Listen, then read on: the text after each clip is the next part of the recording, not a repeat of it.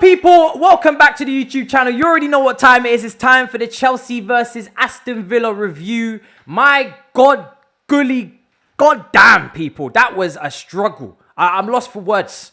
Yeah, I couldn't even string together a creative, sentence at the start of this video because I really don't have much energy left after that. That was very traumatic experience in the first half for me. I would usually fall asleep, but because I was doing the watch along, I had to stay awake. It was a tough watch. A lot of changes to that starting 11.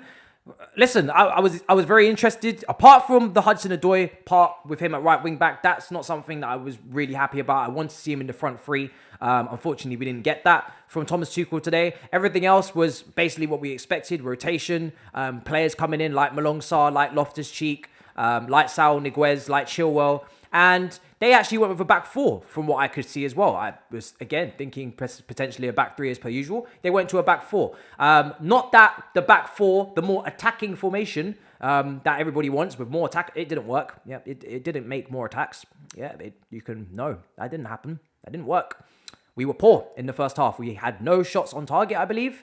Aston Villa also had, I don't think, any shots on target either. If they did, I think they had one. Very, very traumatic first half for me and for everybody at home watching. And apologies if you had to pay for that match. My condolences. I hope you find, peace with Nobody died. It was a death. Nobody died. It was a death of football.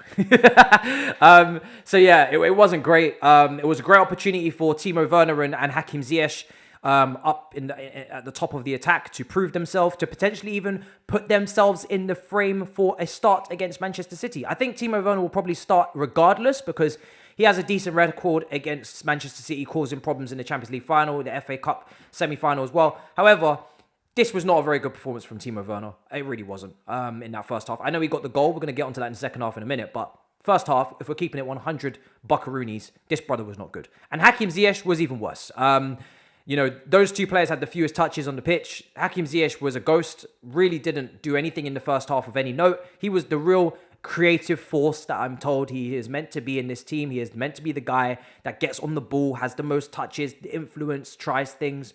Really didn't get involved at all. And he didn't elevate his performance from the poor performances that we saw against Zenit and against Aston Villa. So he really hasn't done himself any good in terms of getting into this team in the future. It's a shame, but because again, I really don't care who plays what at this point in the two AM positions. Fake 10s, second strikers, fake wingers, whatever you want to call them. I would love any of those guys to start playing well if they could. Really, honest to God. Any one of you. Anybody. Seriously, I don't care who it is.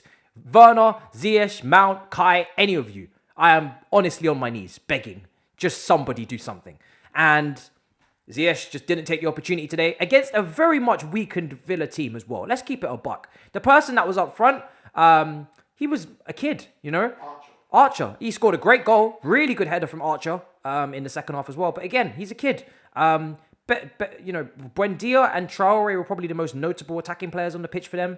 El Ghazi as well was on. But it was a very much changed Villa team from the team that we saw against Everton in the 3-0 win at Villa Park.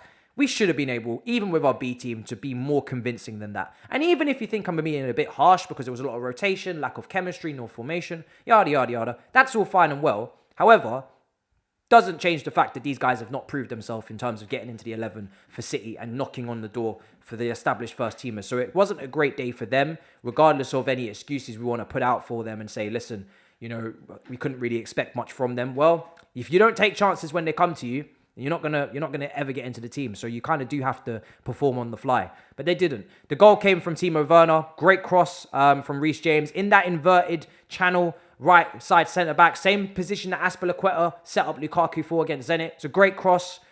He's really good at digging the ball out from under his feet and getting a lot of loft and purchase on the ball, even without a run-up. It was a great cross. He's very good at doing that as much as going from the byline. And it was a great header from Timo Werner. Now, the goalkeeper still, I'm not going to lie, it looked a bit dodged. Maybe could have made the save, but good header from Timo Werner. Anytime Timo Werner scores a header, you got to be happy. And their goal was, again, another cross, switch of play, looping into our box. And it was a brilliant header.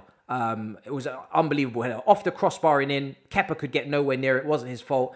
And that moves us on to again, second half, I think probably the best performer for us today that I was most impressed with was Loftus-Cheek. He played in this weird DM regista role in the middle of the midfield three. Saul and to his left, Kante to his right. And Loftus-Cheek at times was the deepest midfielder. So maybe Tuchel's cooking up something as maybe Loftus-Cheek as a backup. Who knows? Maybe he could be our new defensive midfielder. Someone in my chat was calling him Ruben Loftus-Basmati instead of Rice. You know, maybe he's the next Rice. Maybe he's the next holding midfielder. If he could just work on his tackling, he's very press resistant. He's strong. He wins his aerial duels. He broke some lines as well sometimes. He dribbled past some players. It was actually quite a promising performance from Loftus-Cheek today. I was actually quite intrigued by his performance there. He played 13 times last season for Fulham. He got relegated. I enjoyed his performance. I really did. But apart from that, nothing else really gave me joy from that game in the first half. But second half, obviously, like I said, the 2 goals go in. And then we come to penalties. And I must say, at this point, I'm shitting it. Because for me, it's 50-50. But then I remember, we have Kepa in goal, who makes, he makes a save as well in this shootout. A missed penalty from Ashley Young. But can I just talk about Still? Still had a really good steer. Oh, you're telling me now. You didn't even know what his name was before. Incredible. I learned fast. Steer with having a really good game, made some good saves. Good save from Mason Mount's long range shot. A couple of other saves as well. But then for the penalty shootout, Steer was just. He telegraphs. He was moving mad. He telegraphs. It's a telegraph is a goalkeeping term where you're meant when I'm about to take a penalty. You're not meant to telegraph where you're going to go. But he did. He did it multiple times. He moved and then the person kicked it. Every single time. Except for one. Jinx, you owe me a drink. Fair enough. That's how it works. I just started that rule now. Honestly, every single time, he just dove already. So you already knew he was going to score the penalty, apart from the Chill one, which hit the bar. And again, he telegraphed that one as well. So it wasn't a great penalty shootout from Still or Aston Villa in that regard. But we move, Steer, Still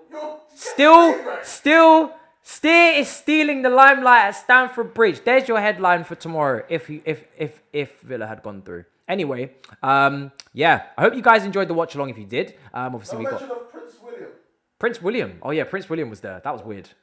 That was strange. Prince William was there.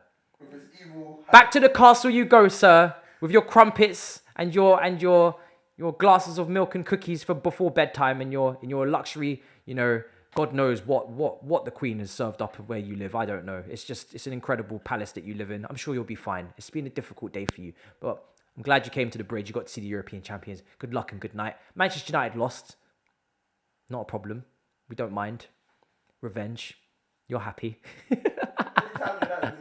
It's a good day for everybody. So yeah, not much more to say. Smash the likes. Subscribe. I'm nearly at 18,000 now. Since when did you start doing these outros of smash that? I feel like I need to remind them because they forget. They forget. You're forgetful sometimes, aren't you?